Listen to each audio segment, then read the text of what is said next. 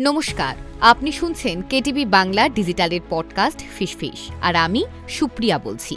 গরমকালে অত্যন্ত পরিচিত অসুখ হলো ডায়রিয়া। গ্রীষ্মের থেকেই এই রোগের বাড়ন্ত হতে থাকে। গরম যত বাড়তে থাকে, ডায়রিয়াও ঘরে ঘরে ছড়াতে শুরু করে এবং হানা দেয় মুক্তিও নেই ডায়রিয়া থেকে। চিকিৎসকদের মাথা ব্যথার কারণ হয়ে ওঠে এই ডায়রিয়া।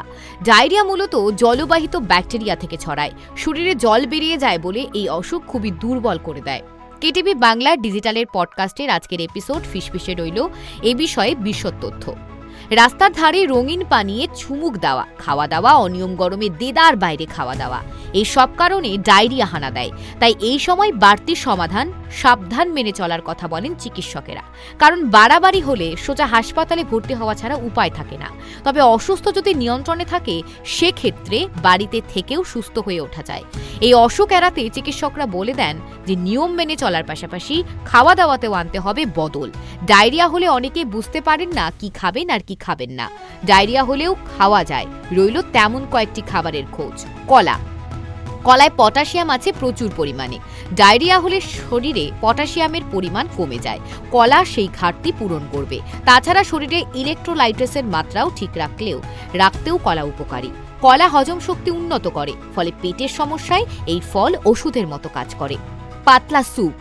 ডায়রিয়া থেকে পুরোপুরি সেরে ওঠা না পর্যন্ত পাতলা তরল খাবার খাওয়াই শ্রেয়। চিকেন স্যুপ খেতে পারেন কিংবা মুসুর ডালের স্যুপে সবজি দিতে পারেন। ডিহাইড্রেশনের কারণেই যেহেতু ডায়রিয়া হয়, ফলে তরল খাবার খেলে জলের অভাব পূরণ হয় শরীরে। ডিম সেদ্ধ।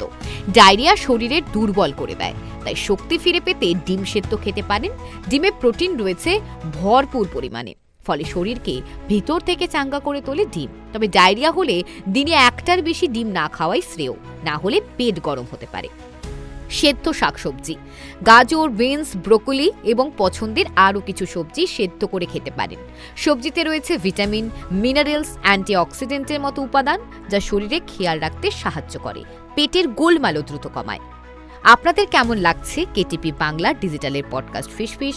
কমেন্ট বক্সে লিখতে ভুলবেন না এবং তার সঙ্গে এটাও জানান যে কি কি বিষয়ের ওপর পডকাস্ট শুনতে আপনিও আগ্রহী।